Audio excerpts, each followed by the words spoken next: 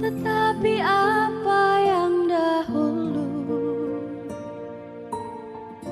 merupakan keuntungan bagiku, sekarang ku anggap rugi. Karena Kristus semuanya telah ku tinggalkan,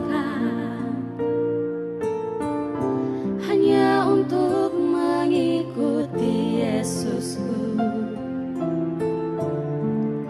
Terima kasih Yesus untuk panggilanmu, melayani bukanlah sebuah kesempatan dalam hidupku. Melayani Yesusku adalah keharusan dalam hidupku, sekalipun di dunia ku tak mendapatkan kesenangannya, tapi ku percaya upahku dapatkan di surga. Semuanya telah ku tinggalkan, hanya untuk mengikuti Yesusku.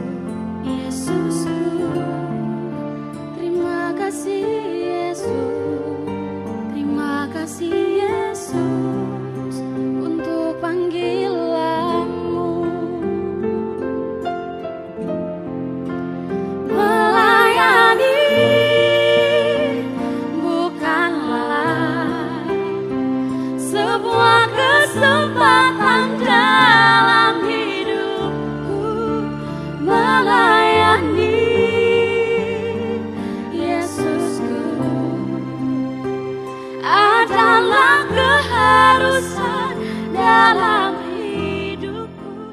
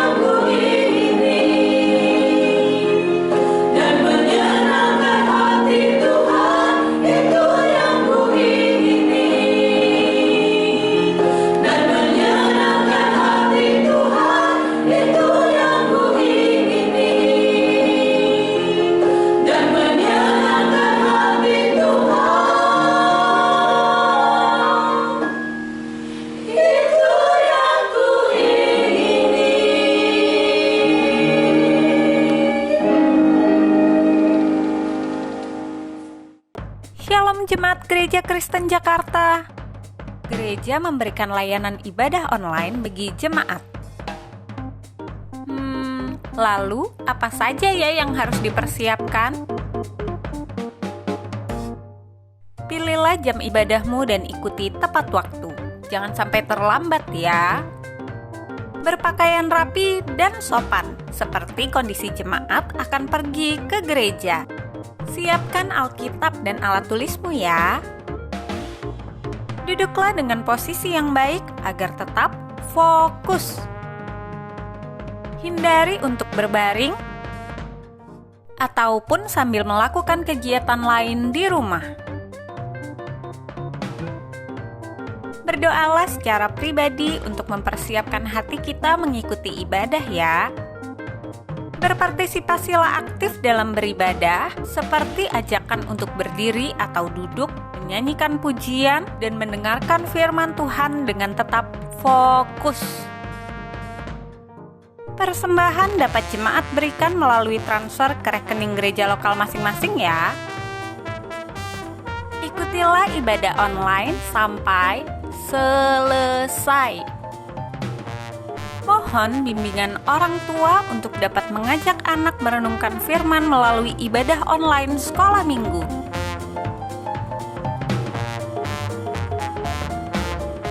Selamat beribadah, Tuhan Yesus memberkati.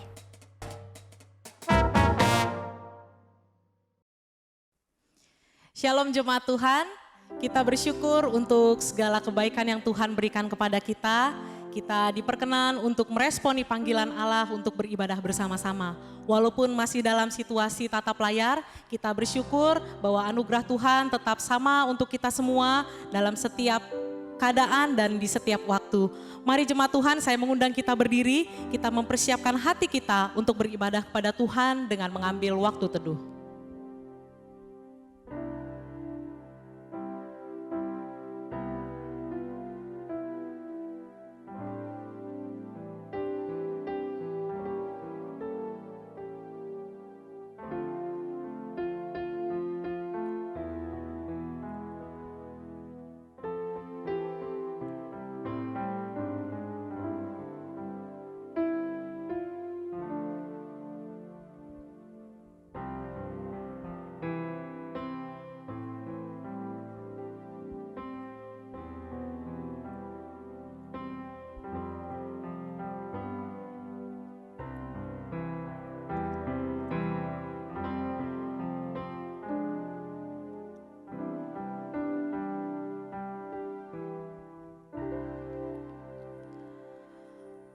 Pertolongan kita adalah dalam nama Tuhan yang menciptakan langit dan bumi dan memelihara kesetiaannya sampai selama-lamanya dan tidak meninggalkan pekerjaan tangannya.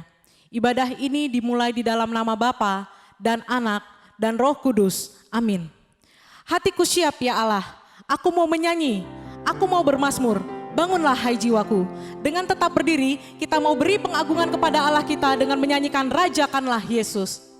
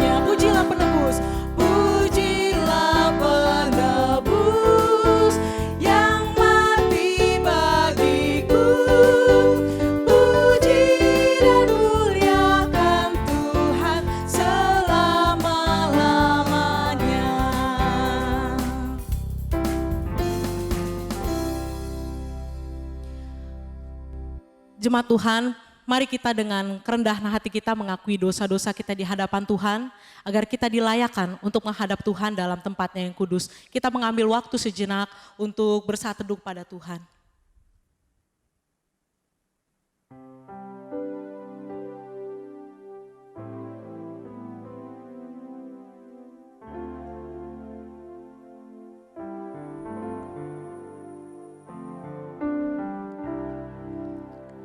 Terima kasih untuk segala kebaikan-Mu ya Tuhan. Terima kasih untuk pengorbanan-Mu bagi kami. Terima kasih untuk pengampunan-Mu yang Kau berikan kepada kami. Kepada kami yang lemah ini ya Tuhan. Melalui karya salib-Mu kami dilayakan untuk menjadi umat tebusan-Mu, seutuhnya milik-Mu. Terima kasih untuk cinta-Mu yang tidak pernah berhenti dalam hidup kami. Saat ini ya Tuhan, biarlah hati kami, hidup kami, dilayakan untuk menikmati persekutuan yang indah bersama-Mu dan hanya kepada-Mu saja. Biarlah Engkau saja yang ditinggikan, Engkau saja yang dimuliakan. Segala puji dan syukur kami naikkan kepada-Mu ya Tuhan, Allah kami yang hidup. Kami mengucap syukur dan berdoa. Amin.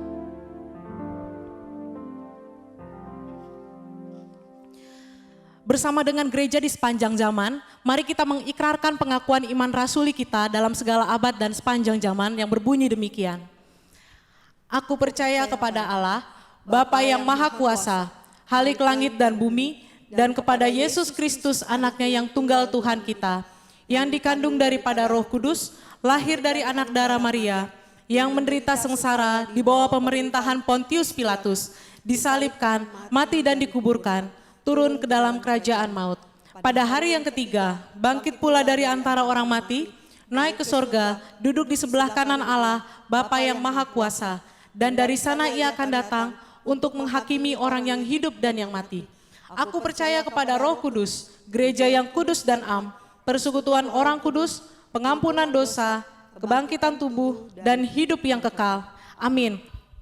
Jemaat Tuhan dipersilakan duduk. Kita mau bersyukur kepada Tuhan di antara bangsa-bangsa. Kita mau bermazmur bagi Tuhan di antara suku-suku bangsa. Sebab Tuhan Maha Besar. Mari kita nyanyikan nyanyian ini dengan semangat dan sukacita.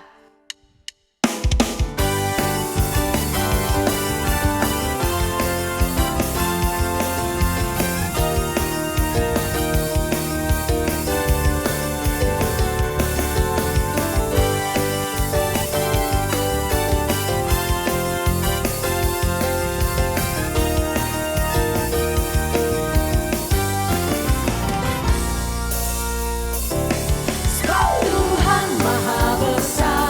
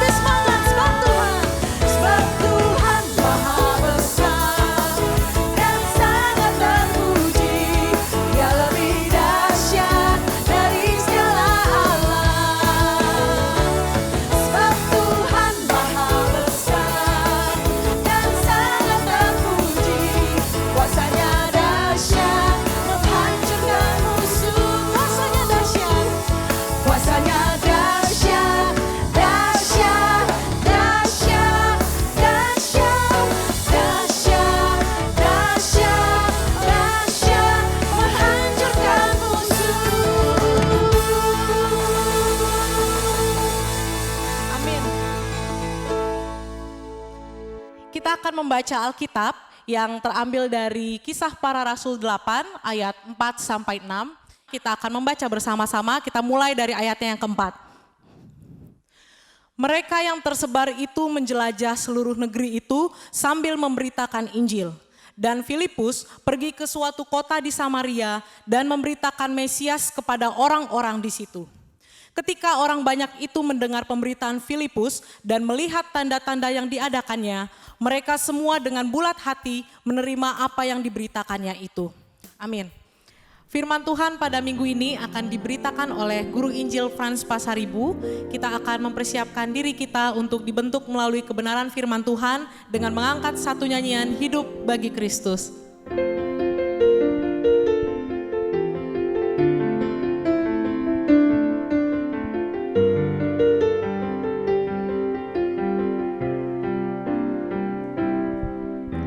Tuhan, Kau pernah ada di tengah manusia, berjalan di antara manusia berdosa, menyembuhkan yang luka, mengangkat yang jatuh, melepaskan yang terikat dalam dosa. Tuhan, telah ku rasakan indahnya kasih-Mu. Tak mungkin hanya ku simpan berdiam diri. Bawalah aku berjalan di tengah dunia-Mu. Buatlah aku hidup hanya untuk-Mu. Hidup bagi Kristus hanya mungkin karena kasih-Nya. Hidup bagi Kristus hanya mungkin karena anugerah, mengasihi yang Dia kasihi, melakukan yang Dia kerjakan. Ku mau hidup bagi Kristus. Hidup bagi Kristus hanya mungkin karena kasih-Nya. Hidup bagi Kristus hanya mungkin karena anugerah. Kita angkat nyanyian dari awal.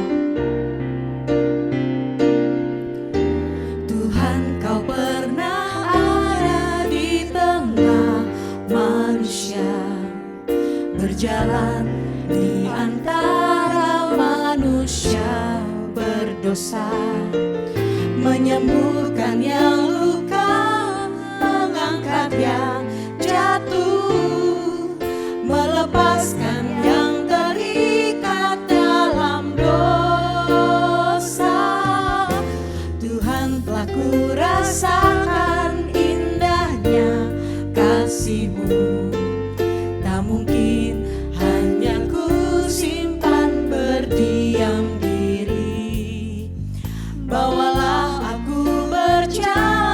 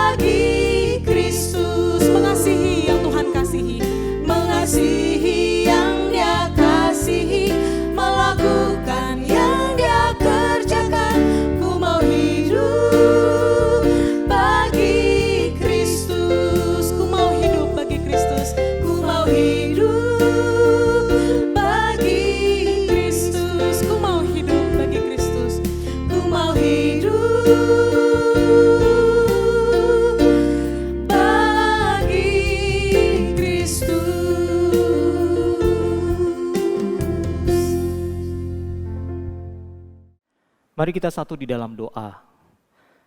Bapak Surgawi, di minggu terakhir pada bulan ini kami datang untuk merenungkan firman Tuhan. Berilah kami hati untuk kami bisa bukan saja membaca, merenungkan, tapi juga memaknai dan melakukannya di dalam kehidupan kami sehari-hari. Kuatkan dan teguhkan iman kami. Di dalam minggu terakhir ini kami mau menyimpulkan apa yang sudah kami pelajari minggu demi minggu. Biarlah nama-Mu yang dimuliakan. Dengar doa kami, hanya di dalam nama Tuhan Yesus kami memohon ini semua. Amin. Shalom Bapak Ibu Saudara yang dikasihi Tuhan, pada hari ini Minggu 27 September 2020 kita akan merenungkan tema tentang misi yang memuridkan. Sekali lagi, misi yang memuridkan. Mari kita buka Injil Yohanes 4 ayat 39 sampai 42. Yohanes pasal keempat ayat 39 sampai 42. Saya akan bacakan bagi kita sekalian. Demikian firman Tuhan. Yohanes 4, 39 sampai 42. Dan banyak orang Samaria dari kota itu telah menjadi percaya kepadanya karena perkataan perempuan itu yang bersaksi. Ia mengatakan kepadaku segala sesuatu yang telah kuperbuat. Ketika orang-orang Samaria itu sampai kepada Yesus, mereka meminta kepadanya supaya ia tinggal pada mereka. Dan ia pun tinggal di situ 2 hari lamanya. 41. Dan lebih banyak lagi orang yang menjadi percaya karena perkataannya. Dan mereka berkata kepada perempuan itu, kami percaya tetapi bukan lagi karena apa yang kau katakan. Sebab kami sendiri telah mendengar dia dan kami tahu bahwa dialah benar-benar juru selamat dunia. Bapak Ibu Saudara yang dikasihi Tuhan, misi yang memuridkan, kita ingin belajar tentang hal-hal yang penting di dalam misi yang memuridkan. Belajar dari percakapan dengan wanita Samaria ini. Saudara, apa pendapat saudara dengan gambar diagram ini, saudara? Ini sebuah pola hal-hal yang dikerjakan di dalam gereja. Keberadaan gereja dan tujuan gereja adalah di dalam pola ini, seperti olahraga baseball atau kasti, saudara. Jadi masing-masing kotak itu ada pergerakan. Misalnya dari penginjilan, kita tahu Kristus, lalu kita masuk ke dalam persekutuan, kita bertumbuh di dalam Kristus, lalu kita masuk di dalam pemuritan, kita melayani Kristus, lalu kita masuk dalam pelayanan, kita membagikan kehidupan Kristus di tengah-tengah pelayanan kita. Dan itu semua berputar sedemikian rupa. Dan itulah yang kita kerjakan di dalam gereja. Nah, gambar ini mewakili semua hal yang kita rindukan, kita bisa kerjakan di dalam gereja. Tetapi masalahnya, di dalam kehidupan bergereja, tidak semudah itu kita mengimplementasikan sebuah pola yang kita rindukan ini. Karena di dalam perjalanan kita bertumbuh di dalam Kristus, seringkali kita melompat dari satu titik ke titik yang lain. Misalnya melompat dari persekutuan langsung ke pelayanan, saudara. Kita melewati pemuritan misalnya. Dan itu membuat kita memiliki sebuah pemahaman yang belum utuh. Itulah sebabnya di gereja banyak orang-orang yang konflik. Itulah sebabnya di gereja banyak orang-orang yang bingung. Kenapa bisa terjadi hal-hal seperti ini? Padahal kita semua adalah anak-anak Tuhan yang sudah ditebus. Anak-anak Tuhan yang sudah menjadi milik Kristus.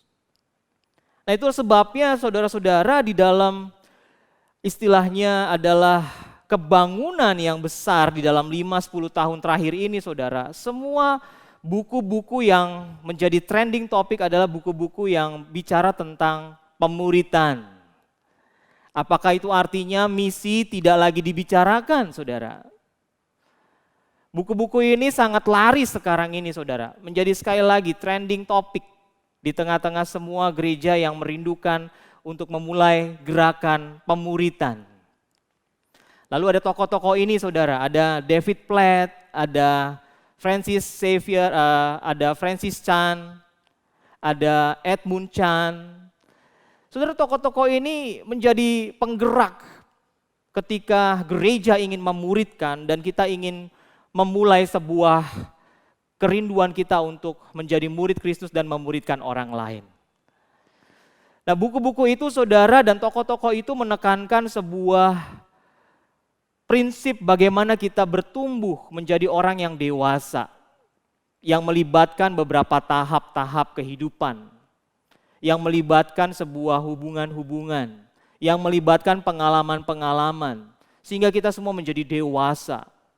Yang ditekankan adalah adanya sebuah nilai-nilai yang kita yakini, adanya tujuan-tujuan yang ingin kita capai, adanya sebuah keyakinan-keyakinan.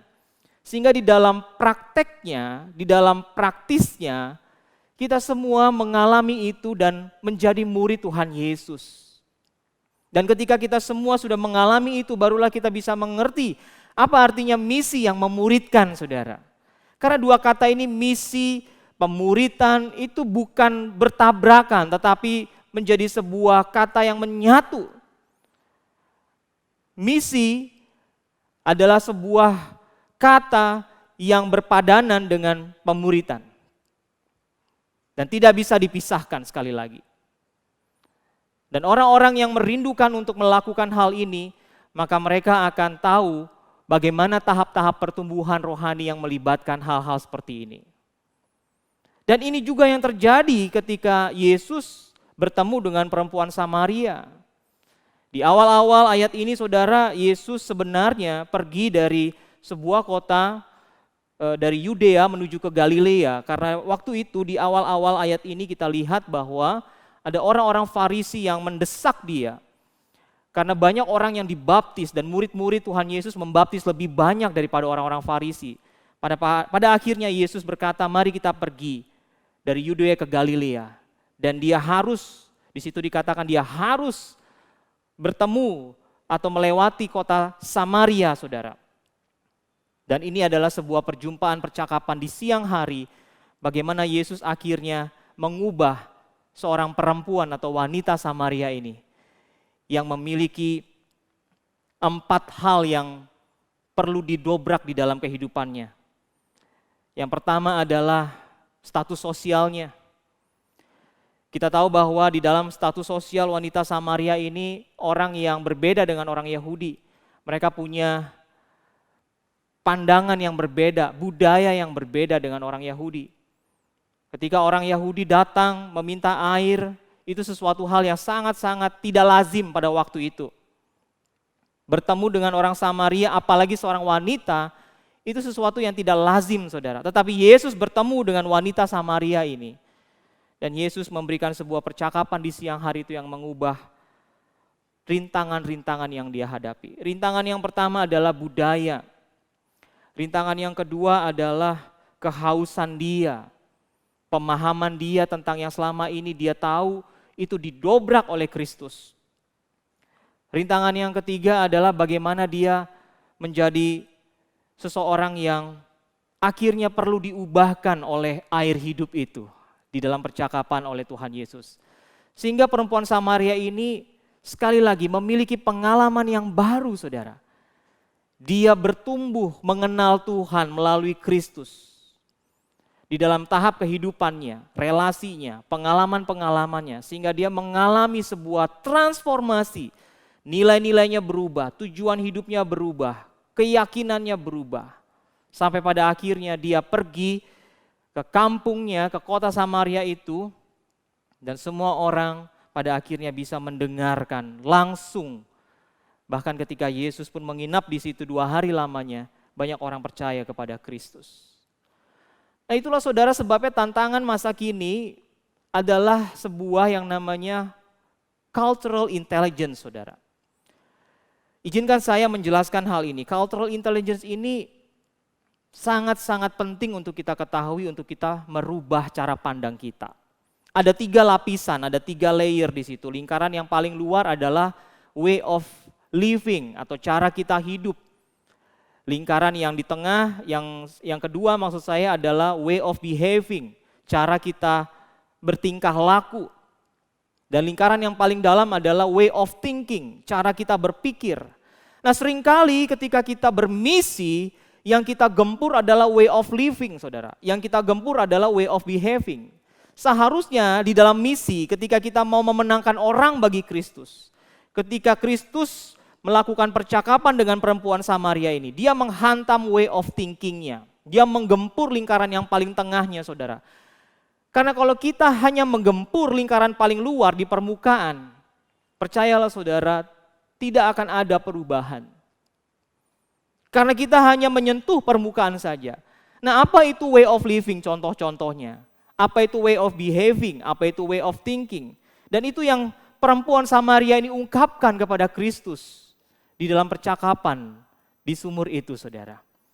Way of living itu bicara tentang makanan, bicara tentang pakaian, bicara tentang bahasa, bicara tentang musik, perayaan, selebrasi. Ketika kita mendapatkan sebuah pencapaian, wisuda, promosi kenaikan jabatan, ulang tahun, waktu kita berkaitan dengan hal-hal yang kita kerjakan. Ini adalah sebuah way of living dalam bentuk sebuah budaya yang membuat kita menjadi orang-orang yang seringkali terpengaruh oleh hal ini. Nah, ketika perempuan Samaria ini punya way of living, dia tahu bahwa orang-orang Samaria itu hanya mengakui satu nabi, yaitu Musa. Mereka taunya menyembah itu di Gunung Gerizim. Mereka tahu mereka tidak berhubungan, berelasi dengan orang Yahudi. Saudara, itu sudah bertahun-tahun di dalam benak mereka menjadi sebuah way of living. Dan itu sebabnya Tuhan Yesus tidak menggempur hal-hal ini. Karena hal-hal ini hanya bersifat di permukaan, Bapak Ibu Saudara. Apa itu way of behaving? Atau cara dia berperilaku, itu bicara tentang apa yang benar, apa yang salah. Itu bicara tentang etik, bicara tentang keputusan-keputusan, siapa mengambil keputusan tertinggi. Pada konteks itu wanita, saudara, direndahkan sekali. Itu sebabnya wanita perempuan Samaria atau wanita Samaria ini, dia tidak memiliki nama. Karena dia mewakili semua wanita di dunia ini yang tidak punya akses untuk mengekspresikan haknya. Way of behaving ini juga bicara tentang ekspresi kasih, seperti apa yang tepat untuk dilakukan.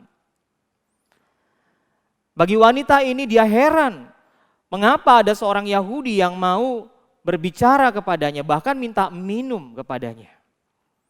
Bicara tentang apa yang adil dan tidak adil, bicara tentang tingkah laku yang seringkali dipengaruhi oleh sebuah lingkup budaya di mana seseorang tinggal, saudara. Nah, ini yang perlu kita sama-sama pikirkan dan renungkan. Karena bicara tentang masa lampau, budayanya seperti itu. Tetapi bicara tentang masa kini, ketika kita mau melakukan misi yang memuridkan, kita harus punya sebuah cara berpikir yang utuh seperti ini. Sehingga kita tahu ketika kita melakukannya, kita bukan hanya berinteraksi dengan way of living atau way of behaving, cara hidup atau cara tingkah laku orang-orang yang ada di dalam lingkungan kita. Tetapi yang penting adalah way of thinking-nya, saudara. Ini sebuah pemahaman tentang bagaimana pengalaman berpikir kita yang melibatkan keyakinan-keyakinan kita, yang melibatkan sebuah ritual-ritual, yang melibatkan sebuah idols atau katakanlah orang-orang yang kita kagumi. Bicara tentang mimpi-mimpi kita, bicara tentang Allah dan pengalaman-pengalaman kita. Nah, inilah yang paling sulit untuk ditembus, tetapi ini yang paling penting untuk diperbaharui. Sehingga ketika kita menggempur pemahaman dan pemaknaan orang-orang yang mungkin di luar Kristus, ini menjadi sebuah hal yang penting untuk kita lakukan bersama-sama. Misi harus menembus way of thinking dari seseorang. Karena itulah yang akan memenangkan orang tersebut untuk menerima Kristus. Dan tentu saja peran Roh Kudus ada di situ. Dan ini selaras dengan hal-hal yang ditekankan oleh Paulus misalnya. Di dalam Roma 12 ayat 1 dan 2 kita tahu itu. perubahan akal budi, pembaharuan. Itu sebabnya mari kita sama-sama belajar untuk kita melakukan misi yang memuridkan dengan memahami ada cultural intelligence atau semacam kepintaran budaya yang melingkupi way of living, way of behaving, dan way of thinking. Dan mari kita belajar untuk sama-sama mengenali way of thinking yang paling penting, lapisan yang paling dalam, lingkaran inti dari orang-orang yang kita layani, dari orang-orang yang kita temui. Nah, saudara, kita bersyukur di dalam departemen misi kita selalu melakukan misi ke Kalimantan, melakukan misi ke NTT. Saudara, kalau kita melatih ini terus, percayalah, 3 lapisan ini kita temui di orang-orang itu. Karena di Kalimantan berbeda dengan di Kupang. Orang punya way of living, way behaving, way of thinking yang berbeda-beda. Tapi sebenarnya way of thinking ini menjadi sebuah, katakanlah, jembatan untuk kita bisa menembus hati mereka. Ini penting, saudara yang dikasihi Tuhan. Itu sebabnya ketika kita belajar bagaimana Kristus yang berbicara dengan perempuan Samaria ini, sebuah pembaharuan terjadi. Minimal ada 2. Pertama, perempuan Samaria ini memiliki jiwa yang haus melebihi kehausan jiwanya. Ini ditandai dengan beberapa hal. Pertama, ditandai dengan kerinduannya memiliki air hidup. Ayat 15 saya bacakan. Kata perempuan itu kepadanya, Tuhan, beritahukanlah akan air itu, supaya aku tidak haus dan tidak usah datang lagi ke sini untuk menimba air. Saudara, seseorang yang way of thinkingnya ditembus oleh firman Tuhan, ditembus oleh air kehidupan itu, ditembus oleh roh Tuhan yang kudus itu. Percayalah, itu akan memberikan dia sebuah pembaharuan di dalam kehidupan batiniahnya. Ditandai kerinduannya memiliki air yang hidup. Yang kedua, ditandai kejujurannya membuka diri, saudara. Di ayat yang ke-17, kata perempuan itu, aku tidak mempunyai suami. Kata Yesus, tepat katamu bahwa engkau tidak mempunyai suami. Dia jujur membuka dirinya.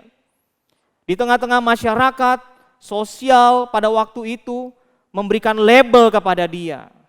Mungkin orang-orang tahu perempuan ini adalah seorang yang dilabel sebagai, maaf kata, pelacur misalnya. Dia membuka diri. Dan itu penting. Ketika kita memiliki air hidup, maka kejujuran itu akan terbuka. Yang ketiga, ditandai kemampuannya menilai seseorang di ayat yang ke-19. Kata perempuan itu kepadanya, Tuhan, nyata sekarang padaku bahwa engkau seorang nabi. Dia menilai Kristus, dia tahu dia adalah Mesias. Karena ketika dia berbicara dan kerohaniannya terbuka, saudara, dia mengingat bahwa ada Mesias yang akan datang, yang dia dengar. Dan Yesus menjawab, akulah dia. Menarik sekali.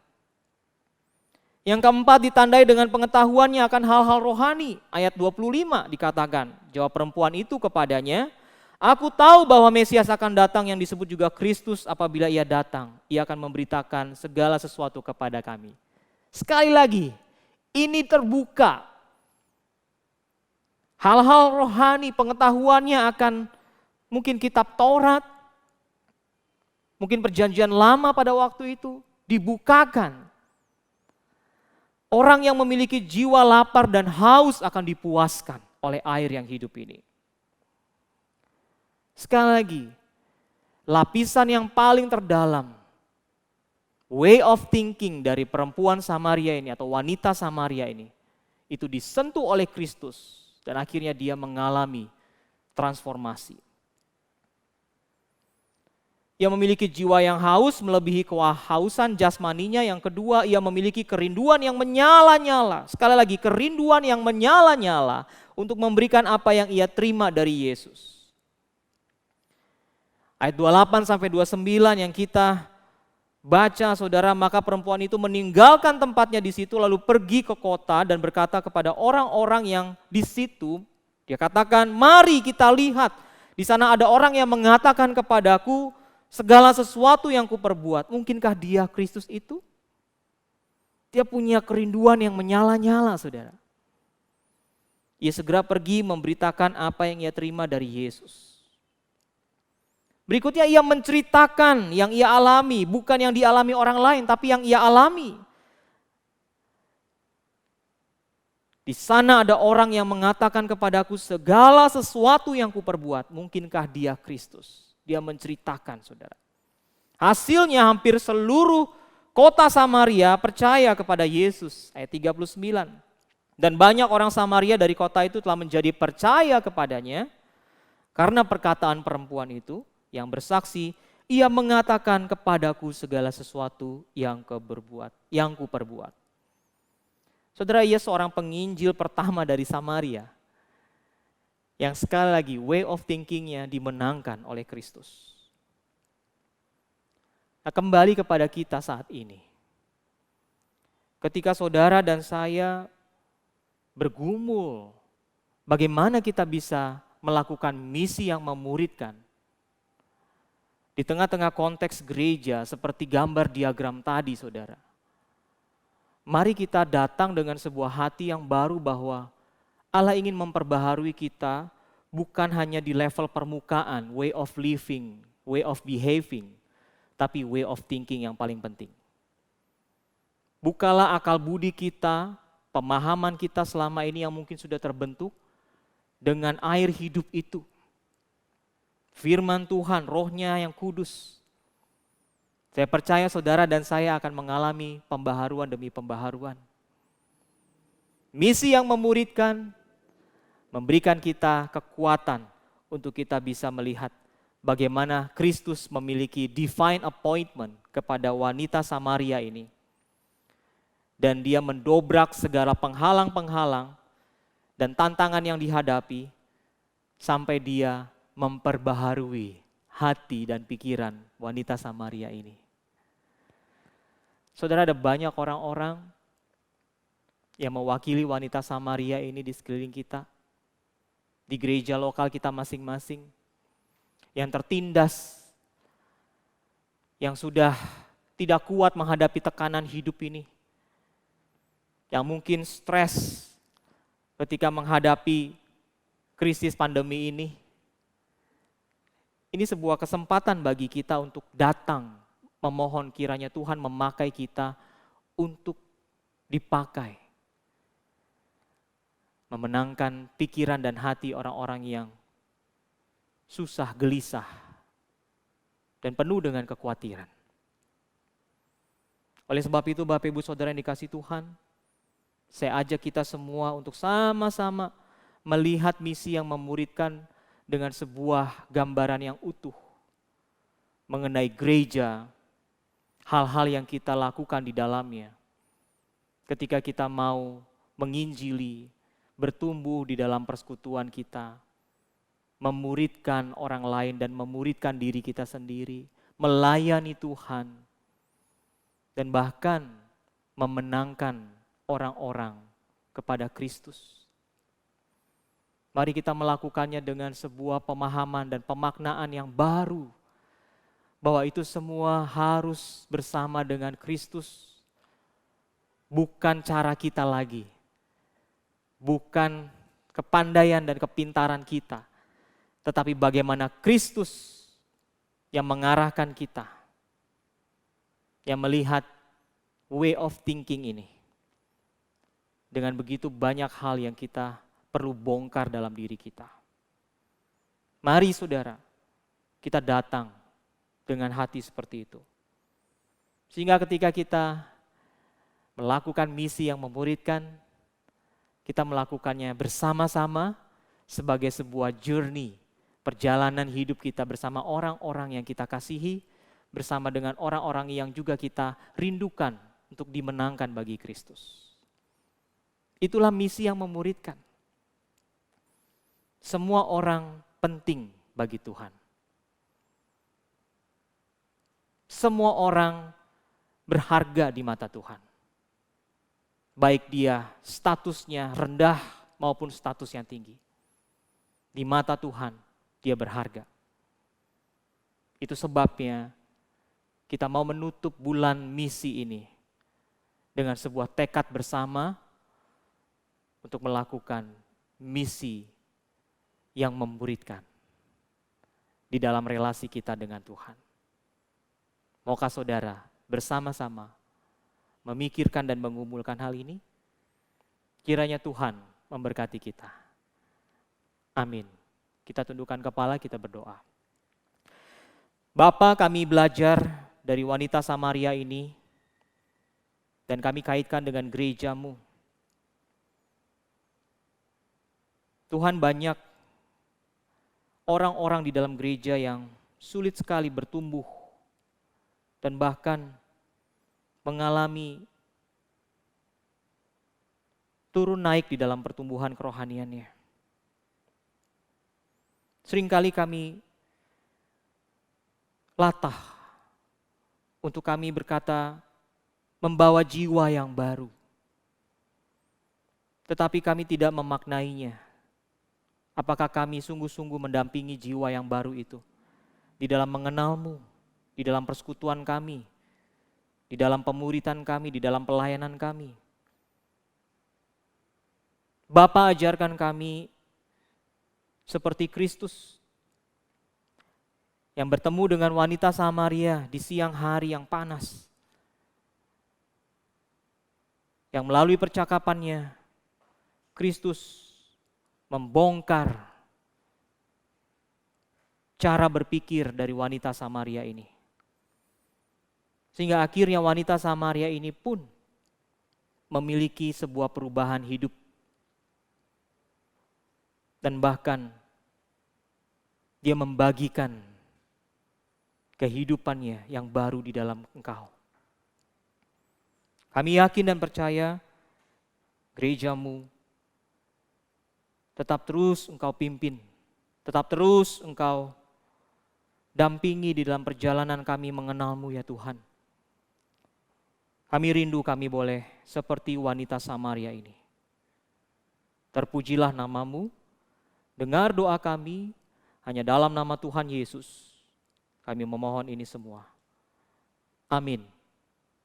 Terima kasih Guru Injil Frans Pasaribu yang sudah menyampaikan pemberitaan firman Tuhan pada minggu ini. Kiranya Tuhan Yesus memberkati dalam pelayanan dan keluarga.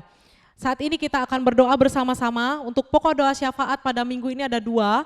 Yang pertama kita berdoa untuk pembinaan, bimbingan pranikah dan kelas Saya Murid Kristus yang sedang berjalan. Kita berdoa kiranya Tuhan dapat memberkati setiap peserta agar dapat mengikutinya dengan sungguh-sungguh. Mari kita berdoa. Tuhan Yesus, kami berdoa untuk setiap peserta bimbingan pranikah, juga peserta kelas Saya Murid Kristus yang saat ini sedang berjalan melalui Zoom. Kami mohon Tuhan kiranya Engkau yang memberkati setiap mereka agar mereka dapat diberikan pemahaman dan dapat mengerti dengan baik apa yang disampaikan. Tolong mereka juga Tuhan agar mereka semakin diteguhkan walaupun dalam situasi tatap layar saat ini yang sedang dilakukan. Mereka tetap memiliki semangat dan keteguhan hati untuk lebih mengucap syukur dan percaya kepada Engkau saja. Di dalam nama Tuhan Yesus kami berdoa dan bersyukur. Amin. Yang kedua, mari kita berdoa untuk peraturan Pemprov DKI Jakarta tentang pembatasan sosial berskala besar yang masih diterapkan sampai saat ini. Kita berdoa supaya pemerintah pusat juga kita selaku masyarakat dapat bekerja sama untuk mencegah penyebaran COVID-19. Mari kita berdoa. Tuhan Yesus, kami berdoa untuk upaya pemerintah Pemprov DKI Jakarta dalam upaya mencegah COVID-19 ini. Kami mohon Tuhan kiranya Engkau memberikan hikmat kepada seluruh mereka dalam mengambil setiap kebijakan agar mereka dapat bekerja dengan baik. Juga Tuhan mohon Engkau memberikan kekuatan, memberikan kesehatan yang baik kepada mereka. Engkau juga menolong setiap kami yang Tuhan agar kami selaku masyarakat juga dapat bekerja sama untuk menanggulangi masalah COVID-19 ini. Kami juga boleh menjaga diri kami masing-masing, kami juga boleh mendisiplinkan diri kami masing-masing untuk bersama-sama bekerja sama dengan pemerintah pusat. Inilah doa dan permohonan kami dalam nama Tuhan Yesus, kami berdoa dan bersyukur. Amin. Kita akan menyimak warta sinode pada minggu ini. Yang pertama, bimbingan pranikah. Kelas bimbingan pranikah sinode GKJ periode ke-18 akan diadakan pada hari Selasa 29 September 2020 pukul 19 waktu Indonesia Barat dengan tema Memahami Perbedaan Pria dan Wanita. Pembicara oleh Guru Injil Erniti Laar. Pertemuan kelas BPN akan dilangsungkan secara virtual melalui Zoom meeting. Syarat dan ketentuan bagi calon pasutri yang ingin melangsungkan pemberkatan nikah kudus di Gereja Kristen Jakarta dapat dilihat melalui akun Instagram Sinode GKJ, Sinode_Gereja_Kristen_Jakarta. Yang kedua, kelas SMK Saya Murid Kristus. Kelas SMK 2 akan diadakan pada hari Kamis 1 Oktober 2020 pukul 19 waktu Indonesia Barat dengan tema Bagaimana Bersaat Teduh. Peserta Room 1 akan dilayani oleh Pendeta Peter Samsudin. Peserta Room 2 akan dilayani oleh Guru Injil Eva Krisviana. Kiranya seluruh peserta SMK 2 dapat mempersiapkan diri dan tepat waktu. Yang ketiga, berikut adalah jadwal persekutuan doa Rabu 30 September dan kebaktian umum 4 Oktober 2020.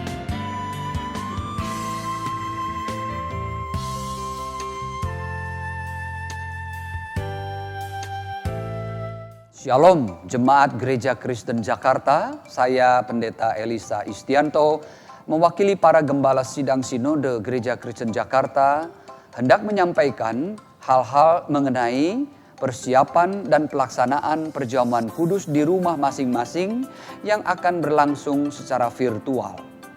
Yang pertama, mengenai persiapan. Setiap pemimpin keluarga, baik suami atau istri, papa atau mama, maupun anggota keluarga yang dianggap dewasa secara rohani, dapat mengajak anggota keluarga sehari sebelum atau beberapa jam sebelum perjamuan kudus secara virtual dimulai untuk membaca dari 1 Korintus 11 ayat 26 sampai 29 dan mengoreksi hati masing-masing di hadapan Tuhan. Setelah itu, mengajak anggota keluarga merenungkan makna perjamuan kudus sebagai anugerah dari Tuhan untuk mengingatkan kita bahwa penebusan dan pengampunan dosa hanya kita terima melalui penderitaan, kematian Kristus di salib dan kebangkitannya.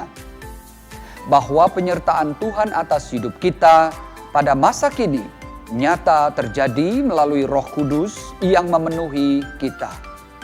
Bahwa pengharapan hidup kekal telah Tuhan sediakan bagi kita yang percaya kepadanya. Setelah itu, menutup dalam doa memohon belas kasihan Tuhan atas kita orang yang berdosa. Yang kedua, mengenai pelaksanaan.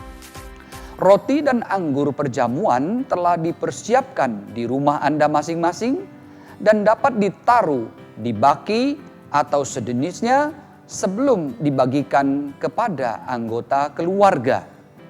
Setiap pemimpin keluarga atau anggota keluarga yang dianggap dewasa secara rohani dapat membagikan roti dan anggur kepada anggota keluarga sesuai dengan instruksi dari gembala sidang yang memimpin perjamuan kudus secara virtual. Demikianlah pengarahan ini kami sampaikan kepada Anda. Mari persiapkan hati untuk menerima perjamuan kudus dari Tuhan. Tuhan Yesus menyertai kita semua. Demikianlah Warta Sinode GKJ hari ini. Terima kasih atas perhatian Bapak, Ibu, dan Saudara-saudari. Tuhan Yesus memberkati.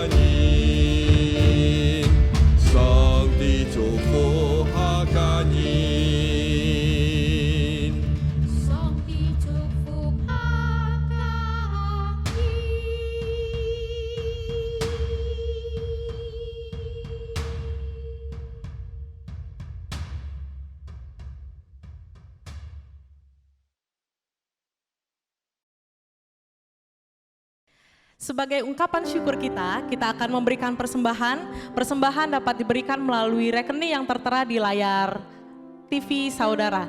Kita akan menyanyikan pujian, kita harus membawa berita.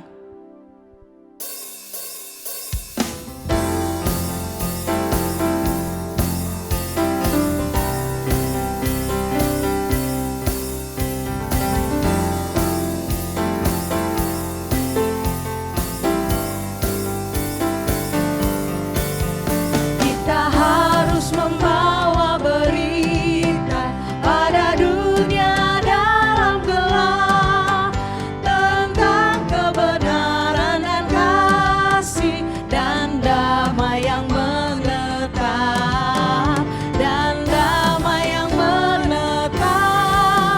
karena gelap jadi remang pagi dan remang jadi siang terang. Kuasa Kristus kan nyatalah, rahmani dan cemerlang.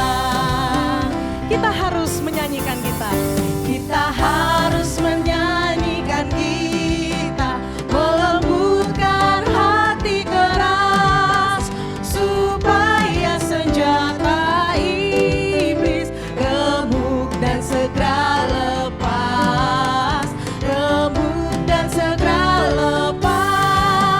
karena gelap jadi remang pagi dan remang jadi siang terang.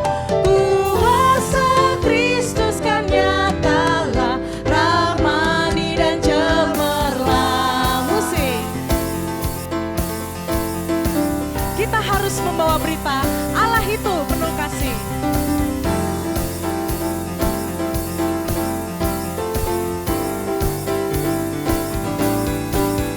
Kita harus membawa berita, Allah itu kasih belas, diberikan putra tunggalnya supaya kita lepas,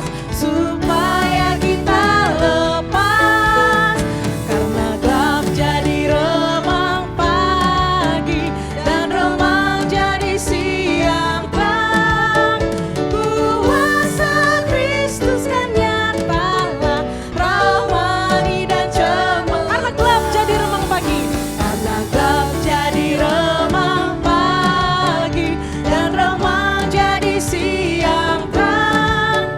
Kuasa Kristus kan nyatalah, rahmani dan cemerlang. Kuasa Kristus nyata. Kuasa Kristus kan nyatalah, rahmani dan cemerlang.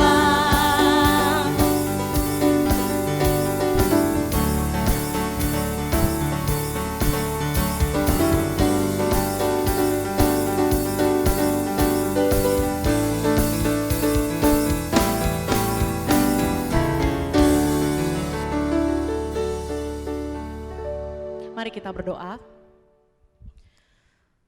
Kami mengucap syukur untuk setiap berkat yang sudah Tuhan percayakan kepada kami. Saat ini kami mengembalikan sedikit dari apa yang kami punya dan tidak sebanding dengan apa yang Tuhan berikan kepada kami. Kami mohon kiranya persembahan kami boleh berguna untuk pekerjaan Tuhan di gereja kami masing-masing. Berkati setiap anak-anak Tuhan yang Tuhan percayakan untuk mengelola keuangan dengan baik. Dalam nama Tuhan Yesus kami berdoa dan bersyukur. Amin. Kita akan mengakhiri ibadah kita pada pagi hari ini. Kita akan menyanyikan doksologi. Saya undang jemaat Tuhan berdiri. Doa berkat akan dibawakan oleh Pendeta Bobby Mesak dan kita akhiri dengan nyanyian Amin.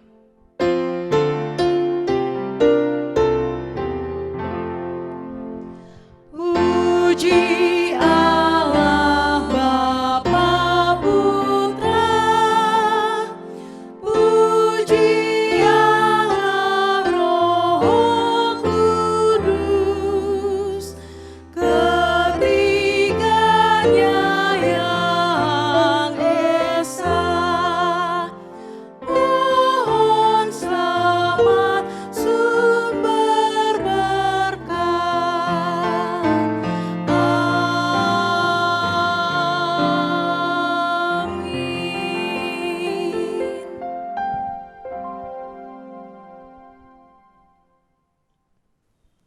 Jemaat Tuhan, mari arahkan hati dan pikiran kita kepada Allah dan terimalah berkat-Nya. Kiranya kasih karunia dari Allah yang Maha Tinggi dan damai sejahtera dari Tuhan Yesus Kristus di dalam persekutuan dengan Allah Roh Kudus menyertai kita semua mulai hari ini sampai Maranatha Tuhan Yesus datang kedua kali. Amin. Amin.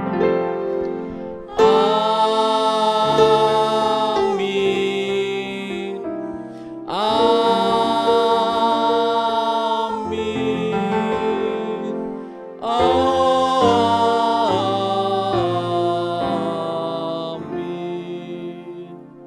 Amin.